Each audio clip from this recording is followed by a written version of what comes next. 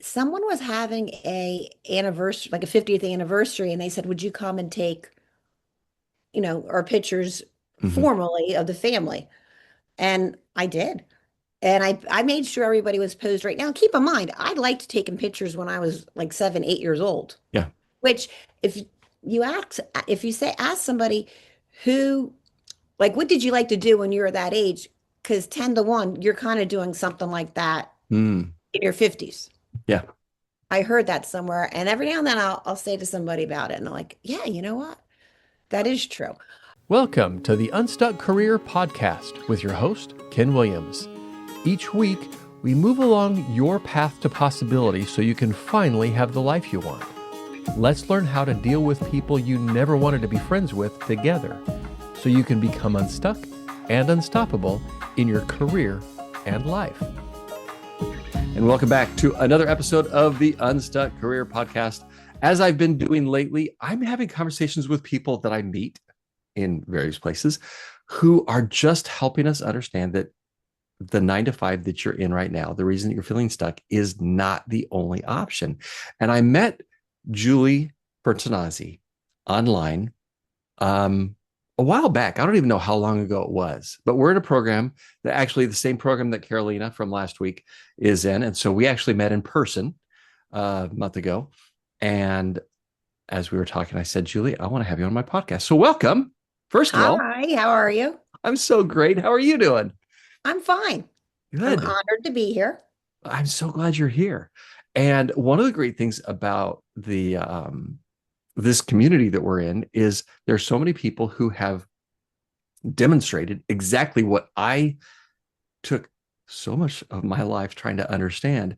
And that is there are opportunities outside of what I grew up believing was the quote right way.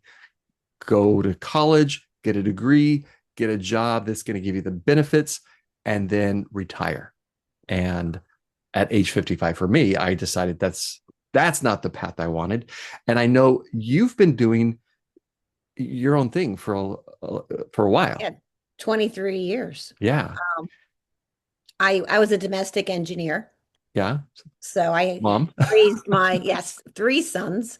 And when I had my youngest one, he was only a year and I was already bored being Hmm. home. I liked everything. I always worked from when I was young, Yeah. 12 years old, and I just always kept busy. And I really didn't want to go back to a corporate world Yeah. where I couldn't be a room mom or if I needed the day off. I didn't want to be told what to do, pretty Right. much. Yeah. And my girlfriend just said, "Well, you like taking pictures, so why don't you do this?" And keep in mind, this was before digital was just coming out. Hmm. So it was pretty new. Yeah. And I always had a sales background. I sold insurance right after. I only went to college for 2 years. So I didn't, wasn't like I did a 4-year plan. Right. Because that mindset was my parents were middle class, Hmm. but I didn't think that they had enough money to send me to a 4-year college. So I settled for a 2-year college, Okay. which it would have worked. Sure. We did the other way. But anyway, everything happens for a reason. Right. So I just said, "Well, do you think I could get 2 sales a week?" For That's what photography. my mentality was, sales. Uh-huh.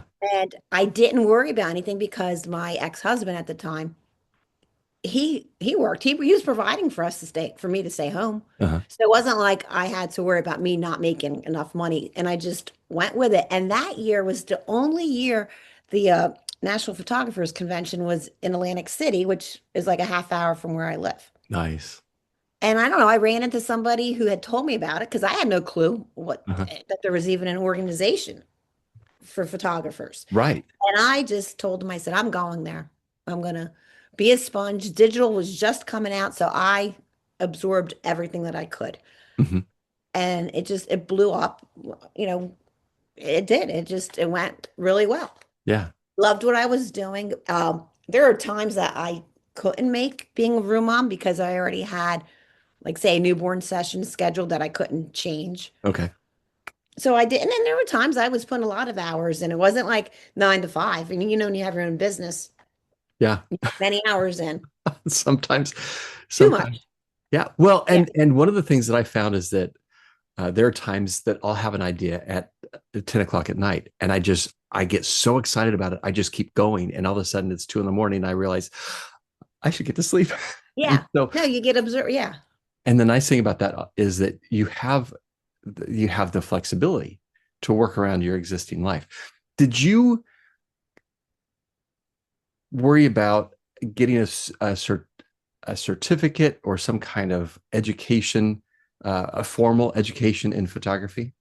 No, no, no, because I just learned what I could, and I went after the very skilled professionals in the industry.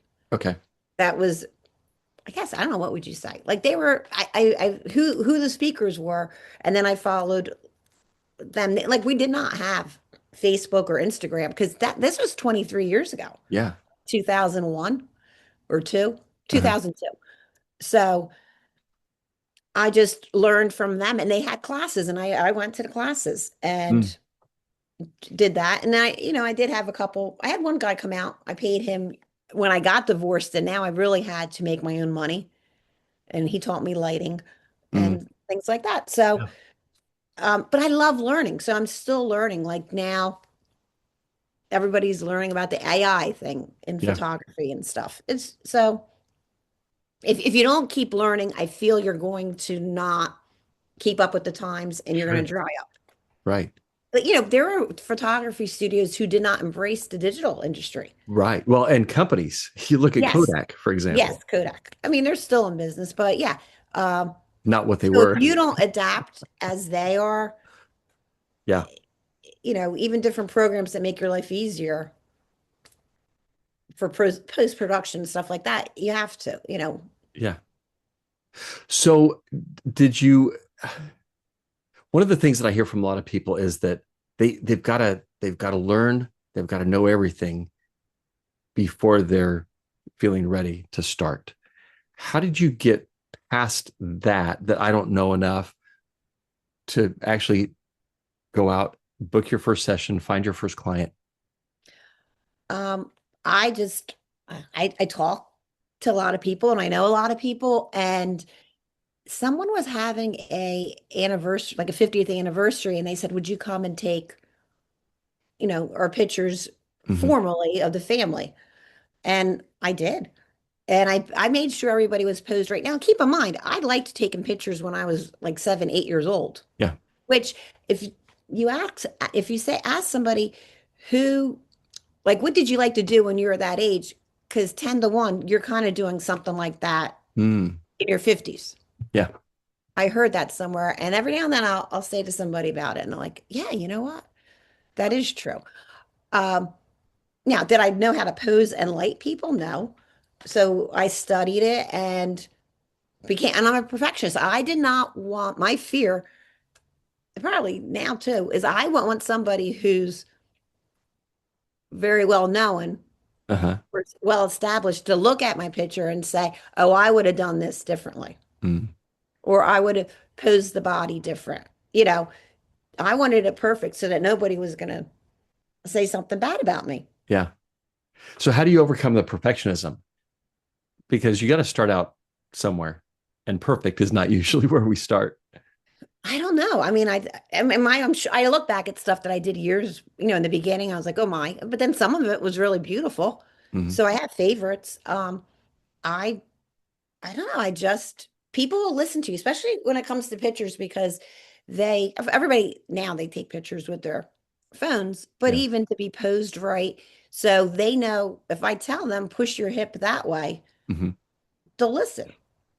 They want to be told what to do. Yeah. That's, I don't know. Did I answer the question? I think so. I don't know. If not, I'll ask a different way. All right. No. Well, and a lot of people have the motto, just make it good enough and not perfect. Uh-huh. I don't know. I like it. Even when things come back from my retoucher, I will look at things just to make sure that there's not a speck somewhere Yeah. that's not supposed to be there. Or So did you find that your perfectionism kept you from getting started or making progress or doing anything at all? oh no, Setting that made prices, raising they prices? I think that made me that more popular Okay. and working quick, Mm. because I pretty much fell into a group of people that were well established Hmm. too, and they didn't have time, or so they didn't say, and they wanted to be in and out. So Uh-huh. I had to know what the heck I was doing. Right. Like, I guess you would call it smoke and mirrors in the beginning. I made Okay. sure, like, I pretended, but thank God everything went well. Yeah. Well, and it's and success. I was just recording another podcast earlier today where I talked about how success is a formula. And if you just don't stop, if you don't give up, then the only option is to be successful, provided you learn from mistakes and learn from the market. And I would imagine that there would be things that you learned from what people want, don't want, and things like that, and maybe made some adjustments. Right. And I feel like in the art industry, they don't go to business school Mm, either to right. know how to market and price your work. Yeah. And I mean, and I know in the last 15 years, everybody and their brother became a photographer. Hmm. And they would scream at me when I would say, well, you have to charge more than $40 for a 5x7. I mean, you spend that much going to Chick-fil-A for your family. So why wouldn't Right. you want to charge a memory that they're going to have forever? Yeah. So So how did that my advice shift? when I get calls from photographers, I tell them take business classes, because it Oh is yeah. 80% business, 20% photography. That's Because and I'm including like doing Google ads and like all uh that stuff takes away from your craft, but that's what we have to do now in order that's to survive. right. So there was a question that just it'll come back to me. That's Probably. all right. Um, how did you, it was about pricing. Um, one of the things, because, and especially today, because everybody has a phone, everybody's taking pictures all over the place. And there's, I would think that there's a mindset that, well, this is so easy, so common, so available that I can't charge more than $40. How do you, how do you, um, what is your thought process? What is your thinking that no, I've got to charge more than that? I don't really pay attention to it.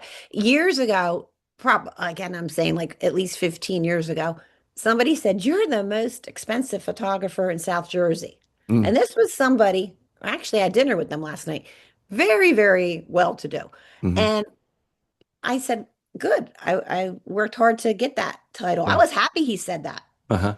because I didn't want to be considered cheap, you Right. know.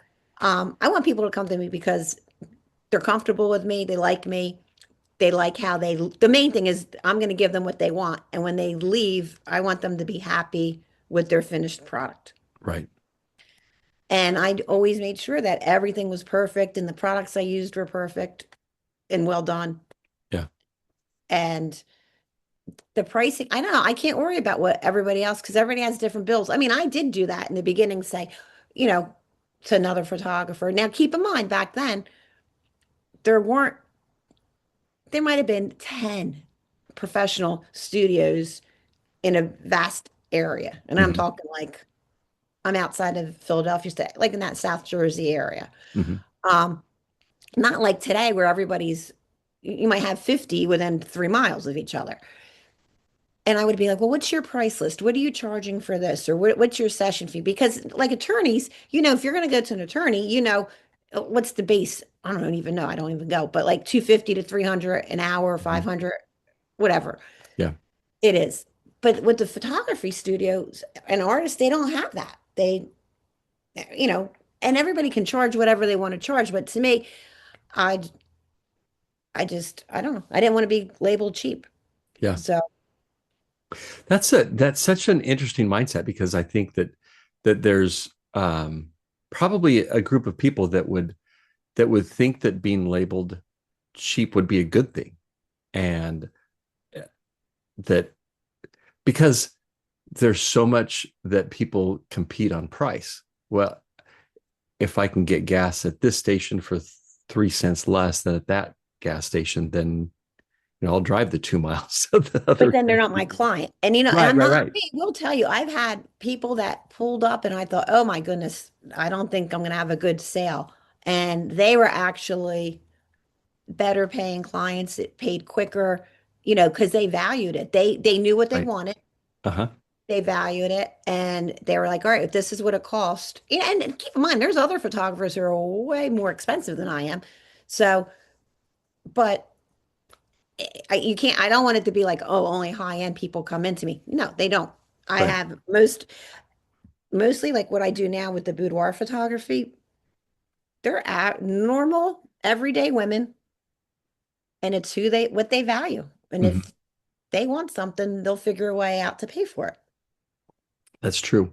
So the thing I've heard you talk about this in the past, and so I wanted to I wanted to talk about it because of the way that you've positioned. That's not what I mean.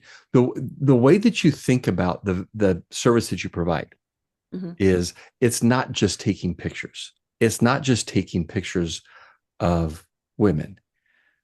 What is the experience that you're giving these women? I'm making them feel good. Right. And, Um, and so I many feel like women I'm don't. giving them something that nobody else can. But Yeah. what did you, I talked over you. I'm sorry. No, no, no. Oh, There's so many women who don't feel good. They don't like themselves. They don't like their body or their shape, but oh they don't yeah. like what they see in the mirror. And the way that you've approached your photography is you give them an experience of feeling beautiful. Yeah.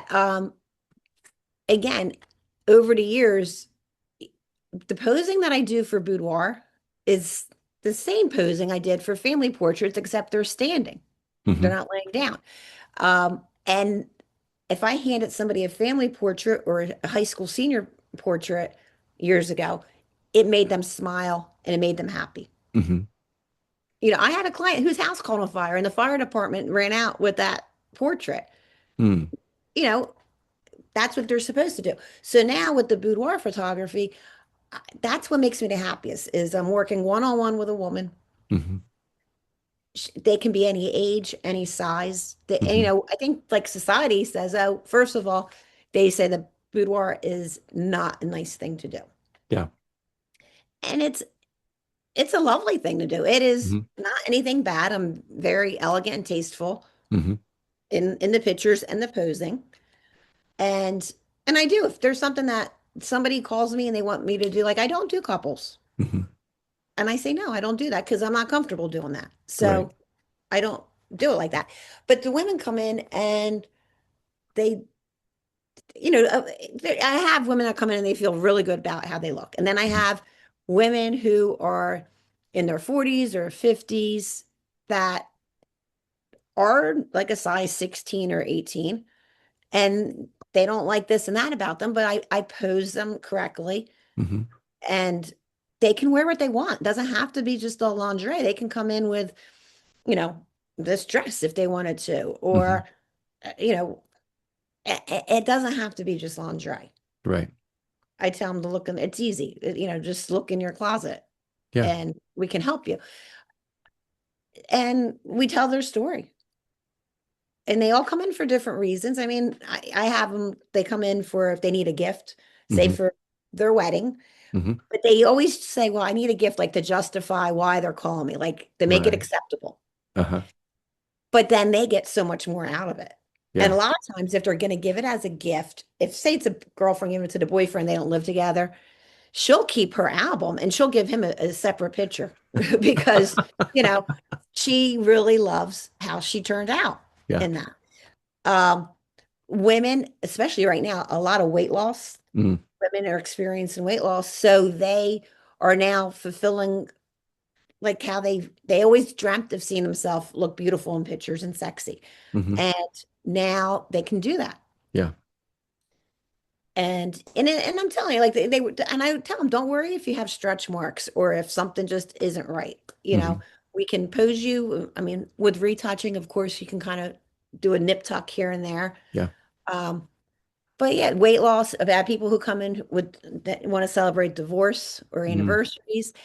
Mastectomies, Mm. sad, but that does happen. Yeah.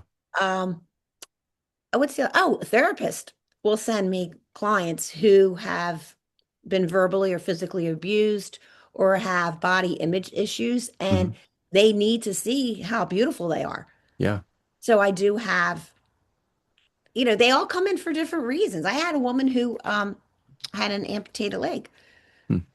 and that was a little bit of a challenge for me, but I put it in my head. I made it more of a challenge for me. And then when I realized just treat her like you would treat anybody else, big deal, she can't put a heel on her foot, metal foot, Right. you know.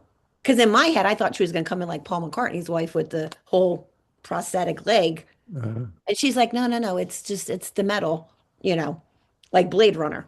uh-huh. That's how she described it. And I was like, okay. But sweet, sweet, sweet as could be. And she was not being fulfilled in her marriage. Mm. So she wanted to do this for herself. A lot of women come in too for that reason. Like they don't get the attention at home. Hmm. So by doing this, it's fulfilling something inside. Yeah. Other ones um, do it to come in for like to add a spark back into their life. Hmm. I did have a lady who her husband was addicted to pornography. Mm. And she thought by doing an album, he would quit it. I mean, he was really, really bad. And I Wow. told her, I said, this is not going to solve your problem Right. or cure, even fix it. I don't even know. I'm curious. And that was so many years ago. I don't even know if she's even still with him. I hope not, Right. because she's not, what is she getting out of her life? But she still did it. Yeah. But they all leave feeling the same way. They feel more confident. They feel happy. Um, I've never had it. Thank God, nobody ever said that they didn't like the experience. Yeah. So what was your pivot? You when you started out, you weren't doing boudoir. You were doing, it sounds like a little bit of everything Everything. between I then. did, well, I was having children. I was Mhm. done, but I was in that school age kids, so I did a little of this, mostly it was families most of the time. I did newborns. I really hated newborns. I love babies. They're Right. cute, but I don't really like 2 hours trying to get this baby to fall asleep so I could do this with it. Right. And and I kept being told it is harder, it's easier to market to one genre Yeah. and pick what you want. And I just noticed that when I would have women come in for the boudoir a little bit, I was happier, Mm. just that one-on-one with them. Yeah.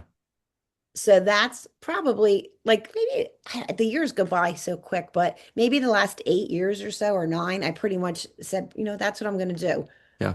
is focus on the women. And then, and now the paintings. So I always liked the French Impressionist paintings like Hmm. Monet. Um, and Pino, I always was gravitating to Pino. He was an Italian artist. He's now deceased, but he painted beautiful ladies. Hmm. But they were clothing, but they were just, I don't know. It was just beautiful. Yeah. And I happened to be at a conference and there was somebody who did paintings and he was talking and I said, the thought came in my head and I said, "Oh, I could do that with the boudoir because I think there's a market of ladies who want to look sexy, but they only want certain areas of their skin shown. Maybe they want their arms shown, maybe a piece of their leg or their Hmm. back. And maybe they don't even want to be known that when you walk in, that that's them on the wall. Like Mm. to see everybody feels like mostly boudoir belongs in the bedroom, which Hmm. that's the French definition Right. of it, or in the bathroom, or in an album where I can secretly hide it. Hmm. So they don't want to put portraits on the wall. But with the paintings, they could put this painting in their dining room or in their foyer or bedroom or wherever. Yeah. And if it's done beautifully like Pino's, why not? And and then there are a lot of women who are like, well, I can't wear lingerie because I'm too heavy. Mm. That's their thinking. Every woman thinks they're heavy, but there's women. But if I do a painting of you and you have clothing on you and I not manipulate, pose you the right way, Uh-huh. you're fine with that. Yeah. And let there be a mystery when somebody walks in and says, "Oh my God, that looks like you. Is that you?" Because Pino's is his brush strokes are very broad. They're not real defined. Okay.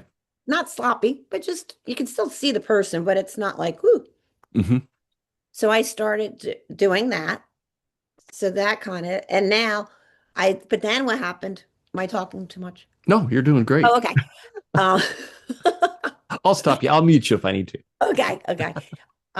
People like the last year have been saying, well, can you paint my family? Can you paint my horse or my dog? Or, you know, and I was like, okay. At first I was saying, no, I just want to do the women. But now I started another little division where I am painting pictures that you already have. Mm. So say there's one of maybe you and your wife from a vacation 20 years ago. Hmm. So you send it to me and I paint it for you. And we go through the whole thing and I hand paint. So it's Mm. not like I put it in the computer and an app hit a button and an app does it. It's painted. Hmm. Um, I'm getting a lot of that from even like landscapes. Somebody like just this past week, 5 orders came in from across the country, Wow. all from men, which I Huh. think is interesting Yeah. because they don't, a lot of them are all gifts. Huh. I know. I was, I mean, hopefully it keeps up, Yeah. but I thought that was interesting. So I don't know where so I'm kind of doing a little bit of all three of those things. Yeah. I like it. I'm going to be 57 next week. Happy birthday. And yeah, I made it. But where a lot of my friends are retiring, Uh-huh. I'm not thinking about retiring because I like working, Right. but I like making my own hours Sure. too. But I like working. I like learning. I don't think I would be content. I know I wouldn't be content. I mean, and then think about it, nobody yelled about Betty White when she was still working at 99 or Right. Dick Van Dyke, so Yeah. that's kind of as long as I keep making people happy, Uh-huh. I think that's what keeps me going. Yeah. I love it. One of the things that I heard is that where you are today is not where you started from a niche or a niche standpoint, and then Correct. also from the interest. And so that's one of the things that I hear from people. I don't know where I want to end up. You don't have to know where you're going to end up. Just start with something, and then it'll kind of evolve, kind of shape into what you Well, love. and I agree. And I think a lot of it goes back to when you were young. So Mm. again, I liked taking pictures. I loved looking at, oh my God, what the heck was it? Like Teen Magazine. I forget. They had beautiful girls. And I was Yeah. like, oh man, she looks so pretty. Why can't I look like her? Or, you try to pose like that. Um, because I do think women are beautiful. And I feel like Mm. society right now does not appreciate beautiful women at any age or any size. Right. And it's okay, I feel, to dress up and it's okay to wear makeup and to have your hair done. And it's okay for me to say, "Ooh, you look pretty." Yeah. I mean, uh, and I don't think that they let you do that. Like sexy is a banned word. Like I Yeah. can't even do hashtag sexy. You can't even find it. My studio name had sexy in it and I had to Um, change the name. And it gets me so mad because men, and just the other day, somebody said, "Oh yeah, how's your show your sexy going?" Because the men could remember that. That was the name, show your mm, sexy. And I said I had to change it last year to Jules Secret. yeah. Because you had to stop and think, are they gonna come after the word Jules or to come after the word secret? Yeah. Um, and I know it, I mean, sexy's what is it, a noun or adjective? I'm not good at An that. adjective. Okay. Yeah. See, my brain doesn't go that way. Um, so whatever it is, but it's a word that people use, Yeah. and I get it for the other bad stuff that goes on, but that's a small population that does that, Right. you know. But anyway, it's okay for women to look beautiful and to feel beautiful. Right. But what was the question? Like, how did we go? I don't Well, know. that you didn't start knowing that. Oh yeah, about when I was younger. Okay, Yeah. about that. But I always liked, I wanted to be an architect. I love Mhm. homes. I like interior decorating. And I do like praise. I'm not going to say I'm a Leo. I like being the center of attention, even though that's probably a bad thing to say after all our mindset classes. But anyway, It's all good. It's all good. um, but everything comes together because now I work with interior decorators. I work with builders for the painting Mm, part, for the okay. paint, the hand paintings. Yeah. Because if they want to make this a focal room, a point in their, like a statement piece in their Hmm. room, all right, I have to figure out what size. Is it going to look right on that wall? What kind of frame do you want? What are the colors? Yeah. There's more involved in that too. So I get a little bit of that fulfillment for me. And I agree. I think everything comes together. So like right now, I'm at my happy place. Hmm. I don't know 5 years from now what it's Well, going to be. and what you've shown is that your happy place has changed. Oh, It's absolutely. it's Yes. okay to evolve. You don't have to. Right. You're not making a permanent decision that I'm gonna I'm gonna be a photographer of senior portraits, because Right. then when something happens and you decide, you kind of, one of the things that I think we assume about life is that to find our purpose, our passion, our love, or whatever you want to call it, it's going to just drop into our lap. And so we're searching for something that's just going to drop into our lap. And it doesn't work that way. It hasn't worked that way for me. I don't see that it's worked that way for you, that it's kind of evolved, and you get rid of the parts that you don't like and you add the parts that you do like. And it's so it takes so much pressure off, for me anyways, that I don't have to quote get it right out of the gate. I just have to start. And then as I discover that, okay, these are some things that I really love, these are some things that I don't love, you keep moving towards what you love. And you start creating, like you were saying, a life that you just really love. And don't you think, like, I feel like whatever you learned, even my jobs, well, when I started working at 12, I worked at a farm market and I waited on clients, Mm-hmm. customers that would come. And I had certain customers that would only ask for me when they were on their way down to the shore. But I learned how to talk Yeah. to them. I learned good customer service. Right. And then I think being in sales for insurance and real estate for a tiny little time got you over fear of talking to people or going after or making cold calls or whatever you had to do. So I feel like everything that I've done in my life, even from the people that I've met and and became friends with, or if I dated somebody and I met their friends, there's a reason for everything Yeah. It all comes together. builds and turns us into who ultimately we, yeah, who we are, to sound maybe a little bit fatalistic, who we're destined to be, who we're meant to be. And so I love that. This has been so much fun Yeah, I learning more like it. about you. And Yeah. no, you did not talk too much. Oh, good. So if people want to learn more about you and what you do, and maybe even connect with you, what's the best way for them to do that? Well, I have two websites because they're two different divisions. Right. So the boudoir is Jules Secret. And Jules. yeah, Jules secret.com. And for the paintings, it's Jules portrait.com. Okay. Same Jules Yeah. portrait.com. Yeah. And Okay. And I'll put those in the show notes as well. yeah, and there's links. And if they want to do the other photo to paintings, you can reach me that way too. There's Yeah. And always so time. you could work with anybody with Oh that. It yeah, doesn't have yeah, to be across the country. Yeah. there Yeah. I present. travel. I like traveling, not a problem. Nice. Well, very good. Well, this has been a And lot I of have fun. an official studio too. So Okay. so if you come to the boudoir, it's all very safe and quiet and private. Yeah. Well, that's good. That's good. I Yes. love what you're doing. I love that you're not only are you doing something that you love, but you're doing something that is creating a level of I'll call it love, because I can't think of a better word, where these women get to just see how beautiful they are in a way that maybe they've not seen before. And I had a lady tell me recently that she did the session with me a few years ago. And a lot of people want digitals, digitals, digitals. Okay.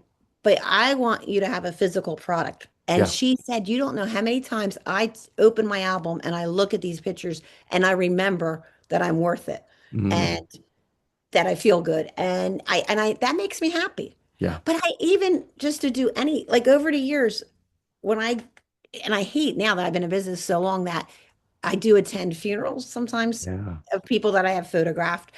And it makes me happy when I see, if there's a family portrait I did of them or, something Yeah. that they still use that and go back to and they cherish it. And Yeah. that's what I like. I'm giving them something that nobody else can give them. I mean, Right. because it goes through my eyes that way. Yeah.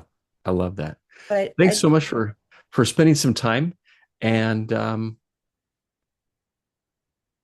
we'll enjoyed it. yeah, we'll keep contact in the, All right. the Zoom comments or something like that when we get on Okay, great. daily calls. But thanks for listening, and we will be back next week. Bye. Thank you.